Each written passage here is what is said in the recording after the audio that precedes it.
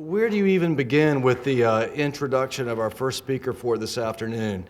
In terms of, a program and a project on the scale of art and clay, every great project has to have a father, the man who's responsible for the conception.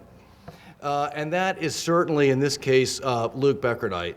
If we can sort of, turn back time, we can imagine that young boy growing up in Piedmont, North Carolina, with a voracious appetite for collecting and antiques, scouring the countryside at country sales and auctions, and from the earliest possible date, finding a particular satisfaction with the pottery that seemed to be produced here and thinking about who made it and where did it come from. Now, that little boy went on to grow up and have a stellar museum career, first here at MESDA at the Chipstone Foundation as the editor of the Chipstone Journal American Furniture. But I think that little bit of North Carolina Piedmont clay never quite got out of his spirit. And so it was a few years ago, sitting around that table that Johanna talked about at the very beginning of her lecture, that Luke presented his grand idea of what if all the museums in the country who have this material got together? And what if all the private collectors who own some of the great examples of this material joined in? And what if we all produced a great, incredible, stellar exhibit? And what if it could travel and be here in Winston-Salem, but go to other major museums around the country? And what if it went on to produce, at first, one complete dedicated issue of Ceramics in America, and then the scholarship grew and grew and grew, and it turned into 2 dedicated issues of the journal Ceramics in America. All of that was Luke Beckerdite's idea and concept from the get-go, and he deserves tremendous credit. So to talk to us this afternoon about the slipware in the St. Asaph's district and that tradition, Luke Beckerdite. Thank you, Robert.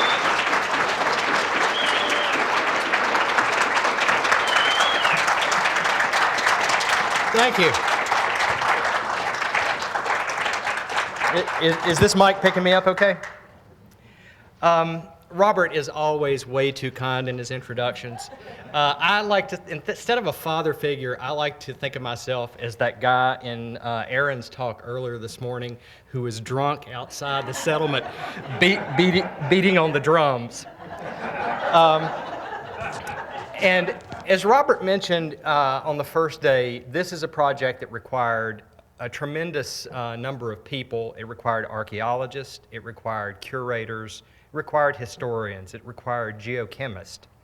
It required an institution like Old Salem that has a tremendous collection of this material. It required the cooperation of most other museums that we asked to borrow things from.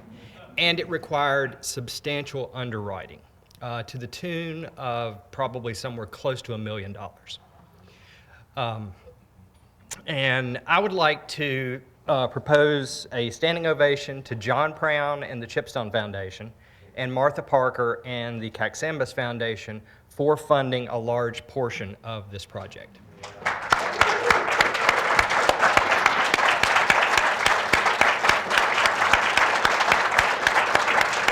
All right. When I said John Brown, I actually started to ask for an Arsenio Hall whoop, but which would have been more fitting. In 1972, John Bivens Jr. published The Moravian Potters in North Carolina, a groundbreaking monograph that illuminated the lives and work of potters at Bethabara and Salem and remains one of the most important ceramic studies published today. The bulk of John's book centered on 2 shop masters, Gottfried Aust and his former apprentice, Rudolf Christ. Aust was portrayed as the archetypal immigrant craftsman, wedded to old-world modes of production and decoration, whereas Christ was cast as an innovator whose abstract decorative vocabulary differed from that of his master.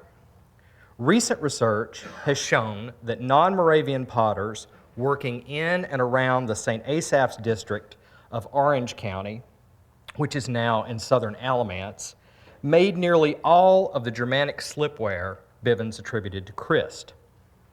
Archaeology has documented the production of earthenware with dark slip grounds and stylized decoration at multiple Alamance County sites, and archival research has linked those sites very clearly to specific potters.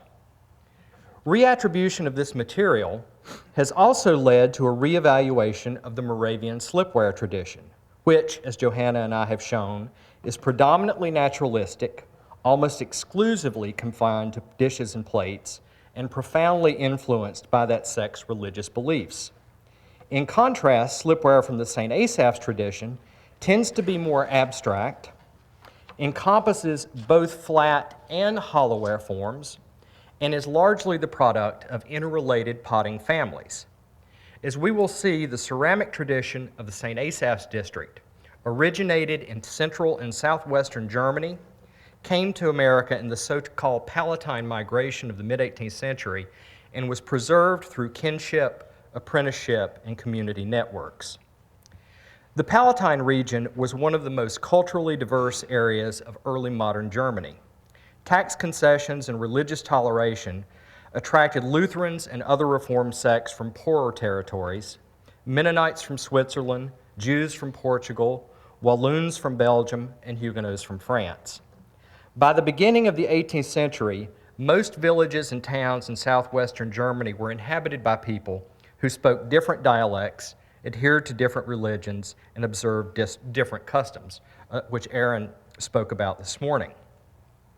According to historian Philip Otterness, many of the people whom the British call Palatines would have been more comfortable referring to themselves as French or Swiss or natives of some other region of the Holy Roman Empire.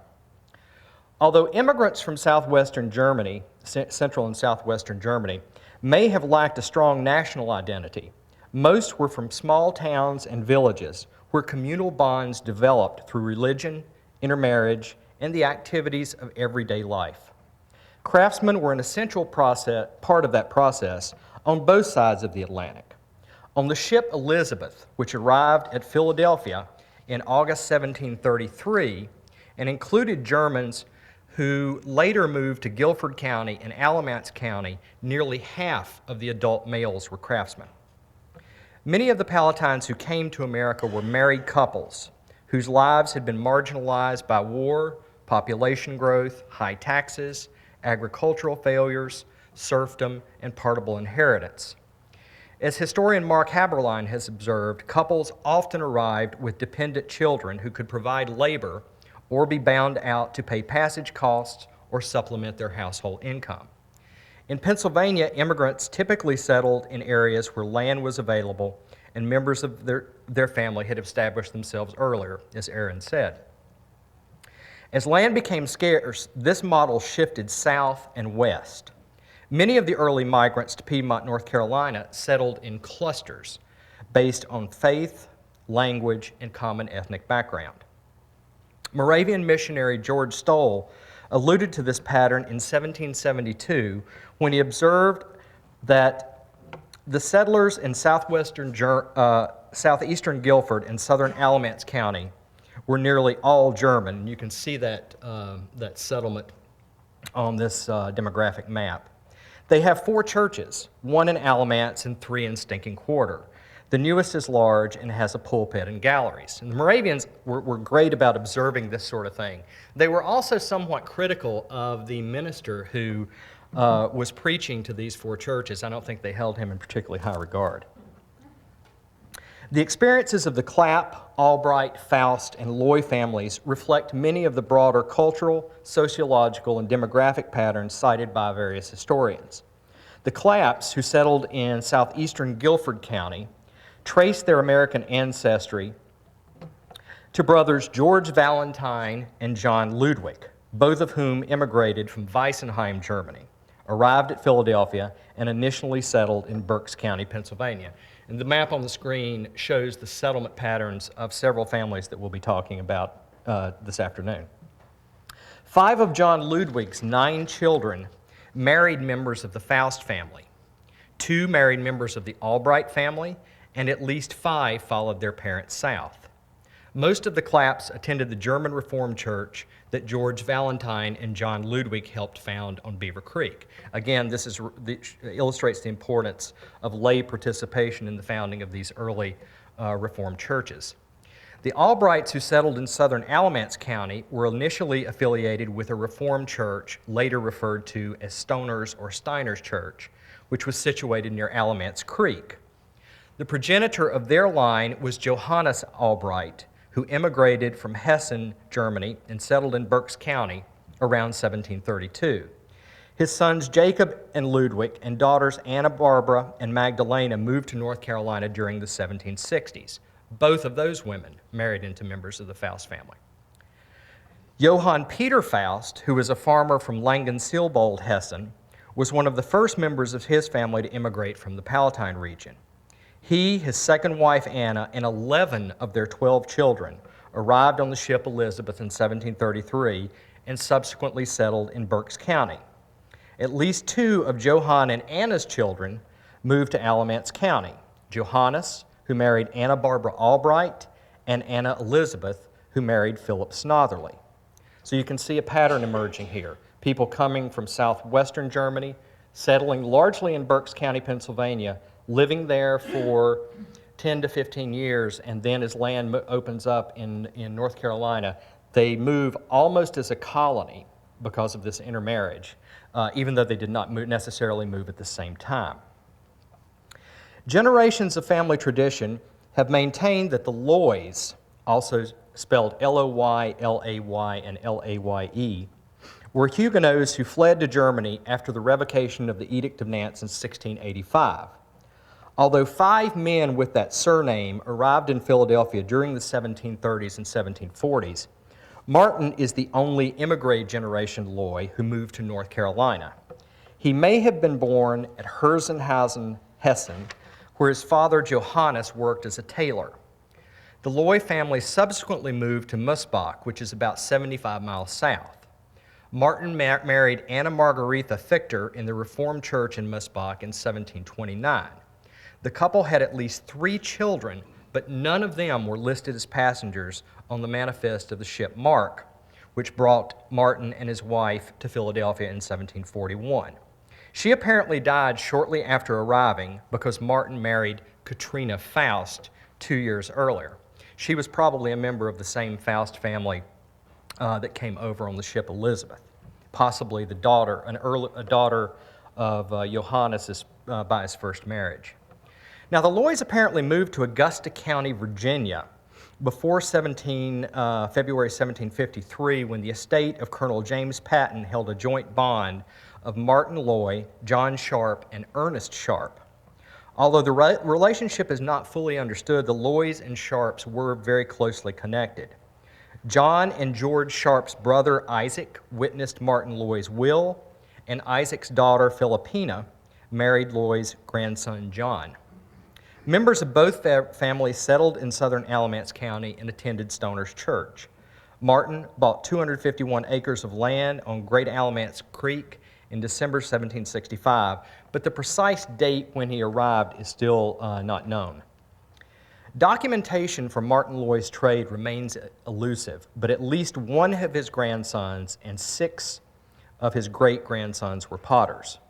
In Europe and America, potters working outside large metropolitan areas typically relied on kinship networks to safeguard craft knowledge, provide an affordable, trustworthy workforce, absorb competition, gain access to raw materials such as clay sources, secure financing, and build patronage networks.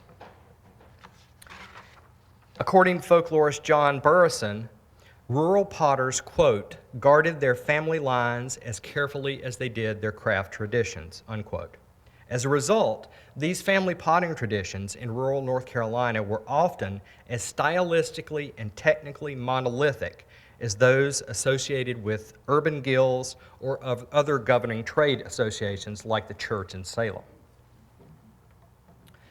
This small flask serves as a point of departure for exploring the emergence and persistence of designs in Alamance County slipware. One side is decorated with a vertically oriented fleur-de-lis that resembles those of molded form on the ends of 17th century costrels from southwestern France, and probably other areas of France as well, whereas the other side is decorated with 4 fleur-de-lis radiating from the center of a stylized cross. And the reason we know it's a cross is because of the 3 dots at the tips. Those represent pommettes or baubles, which are common in heraldry, as expressed in needlework, flags, coats of arms, and so forth. As these 18th century portraits reveal, crosses with fleur-de-lis were associated with both Catholicism and Protestantism in France. The prominence of that motif in the decoration of the flask, as well as its placement, suggests that a potter of French descent contributed to the development of slipware styles in Alamance County. If that hypothesis is correct, Martin Loury or other members of his immediate family are plausible candidates. For Huguenot artisans, craft secrecy was central to the preservation of cultural and religious identity. In Fortress of the Soul, Violence, Metaphysics, and Material Life in the Huguenots' New World, historian Neil Campbell asserts that French Protestant artisans used their trades to develop portable and individual modes of personal security.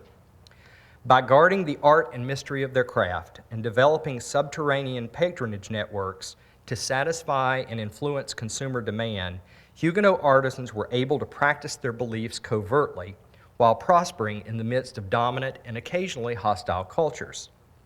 In some instances, this strategy entailed the use of visual details that provided information to some but were opaque to others. As Campbell has shown, the snail in Huguenot potter Bernard Palacy's rustic faience was a metaphor for artisanal security. Snails construct their shells from inside out, use stealth to evade predators, and develop symbiotic relationships with their environment. Like Palacy's snail, the cross motif on the flask may have had multiple levels of meaning, which depended on the perspective and experiences of the observer. To individuals from areas of French cultural influence, the cross may have evoked memories of their ethnicity and European origins. To the Loys, that design may have been associated with their family and its pottery tradition. But to others, the motif may have been perceived as purely decorative. 3 other pieces of slipware appear to be by the decorator of the flask. This dish was formerly attributed to Rudolf Christ, but it differs from contemporary Moravian examples in having a rim that is rectangular in cross-section rather than being rolled and slightly undercut, which is the common profile on Moravian dishes. The Marley is decorated with imbricated triangles that alternate in direction, and the cavetto features a stylized plant with a flower head represented by a philfot and white dots with red perimeters and green jeweling. Those are all representing flower heads. Dots with jeweling also occur on the shoulders of the flask, but in that context, they may have mimicked wire or bone inlay commonly found on European powder flasks from the 16th and 17th centuries. In fact, this flask form is very closely allied to French and German powder flasks. The clay bodies, dark brown slip grounds, and trailing on the sugar pot and sugar pot lid suggest that they are from the same pottery that produced the philfot dish. References to sugar pots occur in local inventories by the mid-1770s. In a 1935 article titled A Note on Early North Carolina Pottery, decorative art scholar and dealer Joe Kindig Jr., who also possessed an awesome beard, stated that several examples he had acquired still contained sugar. An advertisement Kindig placed in Antiques That Year, shown on the right, shows this lid on another Alamance County sugar pot, which is currently in Old Salem's collection, as well as several other pieces of North Carolina slipware. Most of the surviving sugar pots were formerly attributed to Moravian potters based on mistaken assumptions about their physical characteristics and those of sugar bowls in inventories of the Salem pottery. In the Moravian inventory, sugar bowls almost invariably occur adjacent to those for teapots, indicating that the bowls were for table use. Archaeology at Moravian sites has yielded fragments of sugar bowls with tortoiseshell colors and swirl decoration, but nothing resembling the sugar pots like this example, which has a history of descent in the Huffman family of Alamance County. Potters in the St. Asaph's district clearly began producing slipware during the last quarter of the 18th century, if not before. Now, establishing a precise chronology for surviving objects is problematic in the absence of a lot of archaeological evidence. But tentative date ranges can be assigned by comparing the decoration on these objects with that on artifacts with related historic and cultural context. The trailing on this extraordinary dish has parallels in painted decoration on chest attributed to Berne Township in Berks County, where members of the Faust family initially settled. Motifs occurring on both groups of objects include stems with jeweled edges, awkwardly perched birds, and both abstract and naturalistic plant forms. The chests, which appear to represent the work of at least 3 decorators, bear dates ranging from 1776 to 1803, making them almost exactly contemporary with the dish we just looked at. In fact, an example of one of these chests dated 1784 belonged to Heinrich Faust, who had the same great-grandfather as the Faust who settled in Alamance County. Alamance County dishes from this period differ from contemporaneous Moravian examples in having little to no bouge and a less heavily rolled, almost square rim.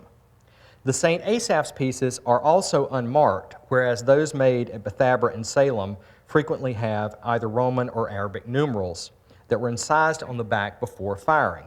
Presumably, those marks referred to price or piecework done by journeymen and apprentices in the Moravian potteries.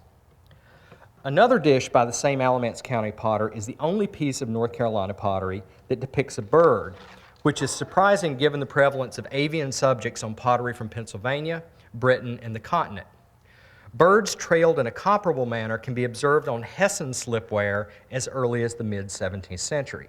And this is significant because several families from that cultural region of Germany immigrated to Berks County and subsequently relocated to southeastern Guilford County and southern Alamance County.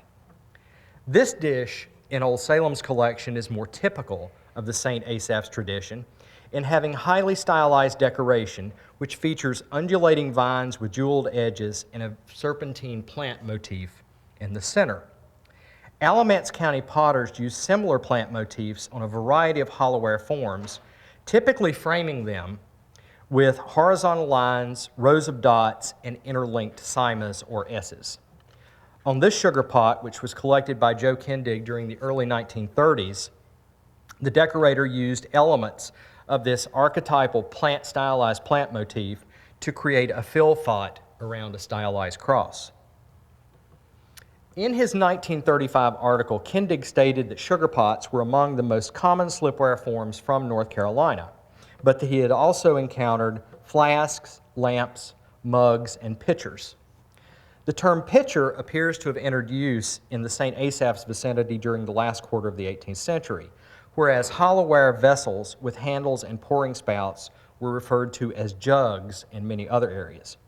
The 1791 inventory of Alamance County blacksmith and shoemaker Jacob Albright Sr. listed 4 pitchers, and the 1825 inventory of his son Jacob's pottery listed 9 pitchers at 3 different prices. Jacob Albright Jr.'s pottery is the earliest documented production site in Alamance County. The designation potter appears next to his name in the 1800 tax list for the St. Asaph's district, but it's unclear whether he worked in that trade or provided land and financing for his son-in-law Henry Loy. The Albrights were prominent landowners in Alamance County, making either scenario possible.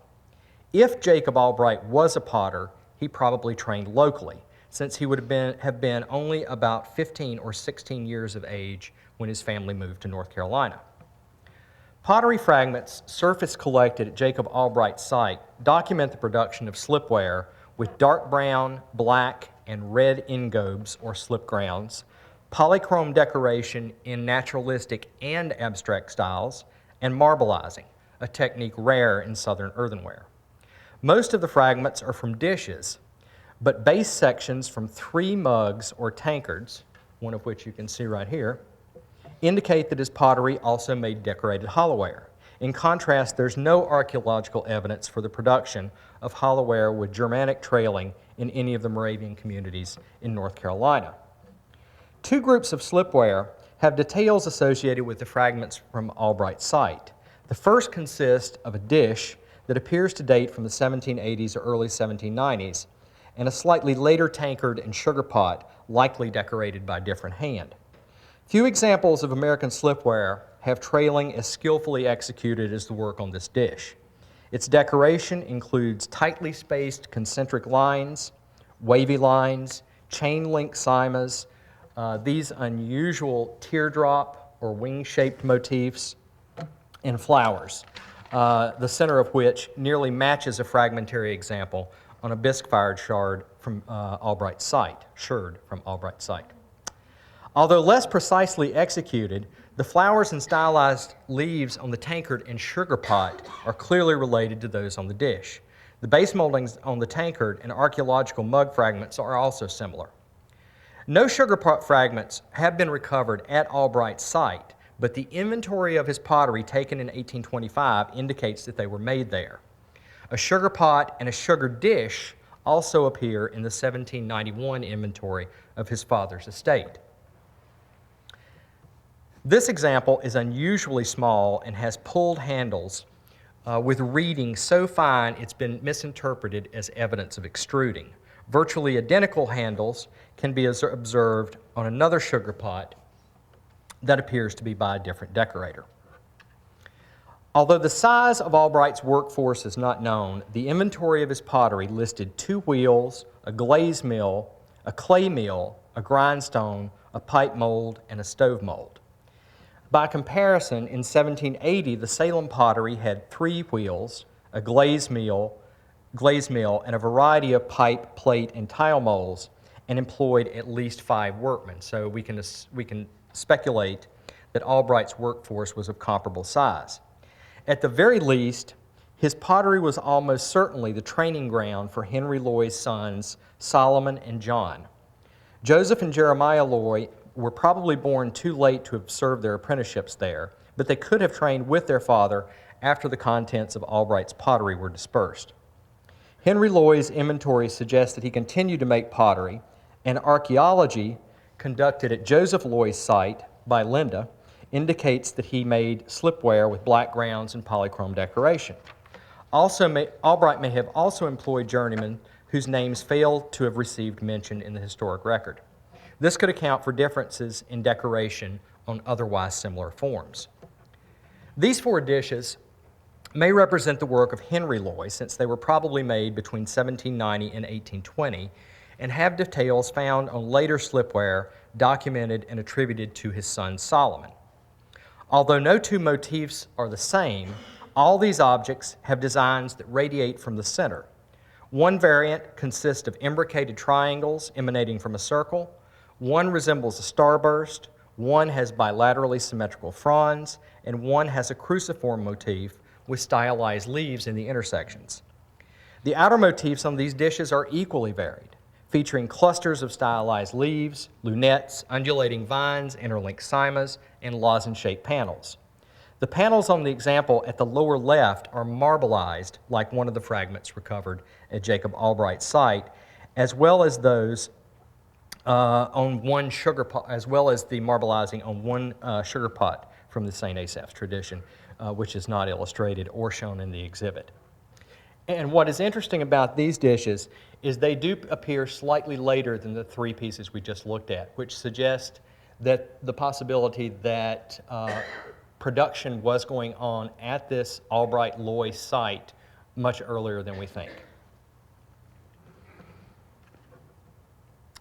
The slip grounds on these dishes and several hollowware forms with nearly identical trailing are black with a slight purple luster. To produce this color, the maker used almost equal portions of iron and manganese, which shows that this is a very intentional glaze color or ground color. This differs from the earlier brown slips, which were predominantly iron-based. And as this punch bowl indicates, the pottery responsible for these objects also made slipware with reddish orange grounds. And on some examples, the slip and clay body fired to almost exactly the same color. Now, this is one of the most interesting pieces in the entire show, just from a cultural standpoint, because it is an English form bowl, actually looking back to an Asian form bowl with Germanic decoration. Really makes you wonder who owned it and how this thing came into be. A large group of dishes with related decoration probably represent the work of craftsmen who trained at Albright's pottery. The central motifs on the upper dishes and outermost designs of the lower ones show how the stylistic vocabulary of the St. Asaph's tradition passed from master to apprentice, or in the case of the Loury family, from father to son. This later work also includes flat and hollowware forms with white slip grounds, and on occasion, debased versions of designs used by previous generations of potters. Here you can see the imbricated triangles on this with the circles have kind of been reduced to this motif, and here the stylized plant is shown in a very sketchy form in the center of this dish. So it's abstraction abstracted even further. The decoration on this later group of dishes is often less dense in composition, but it tends to be graphically much stronger than contemporary slipware from other regions of America. Most of the dishes made after 1800 also have simple coved profiles and rims that are almost square or square in cross-section. In his 1935 article, Joe Kindig noted that several pieces of North Carolina slipware he collected had initials scratched on the back. Most of the recorded marks resemble the initials EK or E plus K, and all were scratched onto the backs of dishes after firing, which makes it unlikely that they refer to piecework or price. Since these marks also occur on dishes by at least 2 generations of St. Asaph's potters, it's doubtful that they refer to an original owner. This is one of the real puzzles that still remains to be solved about this pottery. Now, few pieces of St. Asaph's pottery have early histories. One of the most notable exceptions is a sugar pot that descended in the family of Johannes Loeffler, who immigrated from Sinsheim, Germany in 1747, settled in Lancaster County, Pennsylvania, and moved to southern Alamance County by March 1772, when he purchased 100 acres of land on the waters of Stinking Creek. The Loefflers apparently worshipped at the Brick Church in Guilford County, North Carolina, which is why that location is mentioned on Johannes Jr.'s 1779 confirmation certificate, which is in Mesda's collection and descended in the same family. The Loeffler pot appears to be from the same pottery, responsible for 4 examples with sponge decoration, 2 shown here. The sponge pots have more pronounced shoulders, but their finials and minimally molded underscale handles are very similar. These features also occur on 3 cylindrical pots, 2 shown here, 2 of which have concentric trail lines and the other a plain brown glaze. And that brown glaze pot is a real rarity because it's the only piece of pottery from this tradition that we know of that's not decorated. And that's remarkable when you consider that the percentage of undecorated ware would have eclipsed the percentage of decorated ware. Although the pottery responsible for these sugar pots has not been identified, all appear to date between 1800 and 1830. Henry Loury would have been active during that period, and his sons Solomon, John, Joseph, and Jeremiah would have attained maturity between 1826 and 1840. Several contemporaneous potters were also active in and around the St. Asaph's district and could have produced these or similar objects. Now, of this later generation of potters, Solomon Loury is best known largely because of Linda's work and because of signed examples that survive. And as I said, the fact that Linda, his primary production site, has been excavated.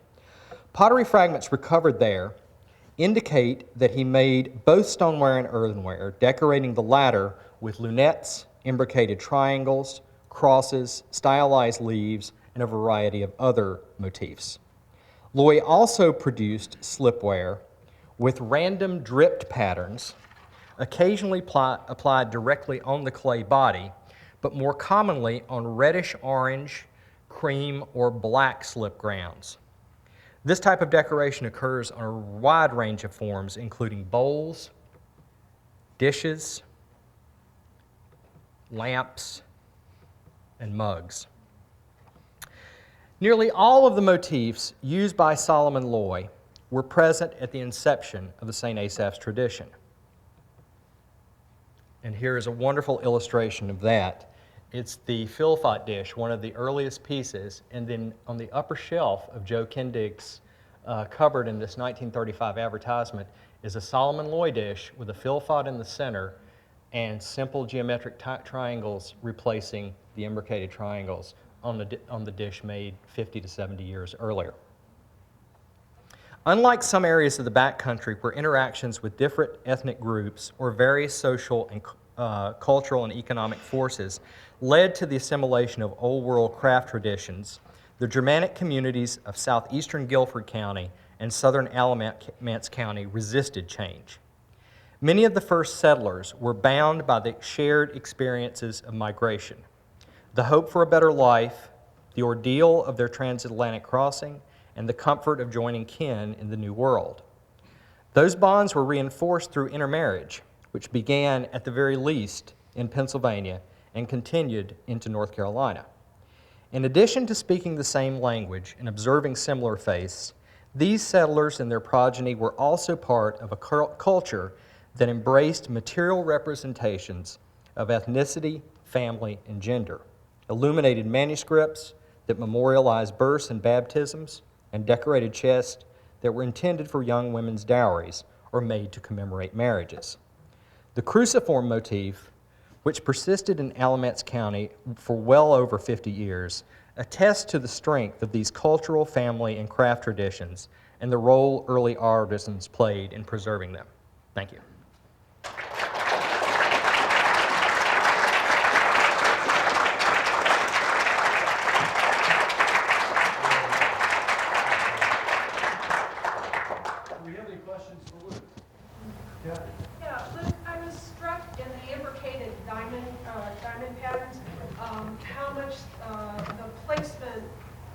Resembles the eight-pointed stars that you see on German embroidery.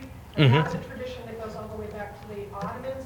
And then when those imbricated patterns, that pattern templates degraded into just the petal shapes, that you no longer have a star structure going on at all. I didn't know whether that's something that you had noticed. I hadn't even thought about it, but I know we found a number of sort of connections between textile arts and pottery. For example, Gottfried Auss's father was a weaver. Gottfried Auss was a potter. But no, I had not thought about that. Yeah, I can point them out to you. That'd be great. Any other questions? How is the spatterware decorated? Physically, what? Just dripped off of something, maybe even off your fingers. Mary would answer that because she's actually done it. Yeah, and there are differences too. Some of them are just dripped, and some of them are dripped in a rotation. It's while it's slowly rotating. Yeah, but it's amazingly hard to do something that uncontrolled. But it's clearly not drooled.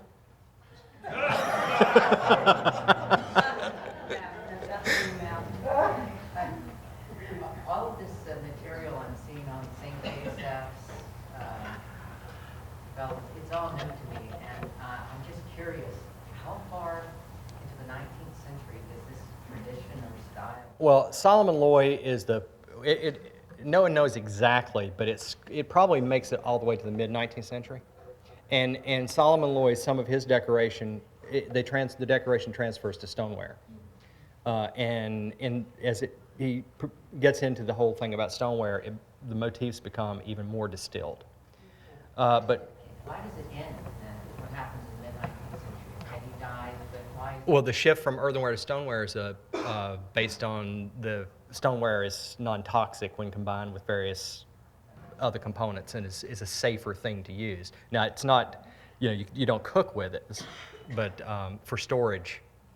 And the style, you said there's some shift in stoneware. How far past the mid-19th century do we see this kind Well, of style? Linda's looked at it in Solomon Loy's work, and do you know when the two kilns were built? We think he dies around 1867, and he switches when he's slipping these things on salt clay stoneware, it's in cobalt, because that's the compatible melting temperature of glazing salt clay stoneware, so he has to shift a little bit of that.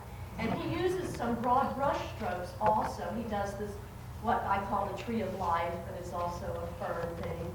And from the kiln side, his son, John M. Lloyd, continues doing a little bit of that in an iron oxide under the salt glaze, and those are also stamped J. M. Lloyd. So we know he continued a little bit of that decorative thing. They switched to stamping instead of slipping, so there's some things that are decorated. And as I remember, Bob Pearl a while back found a Loy, whether it was Solomon or another Loy, sugar pot that looked like it could have been 1850 with slip decoration.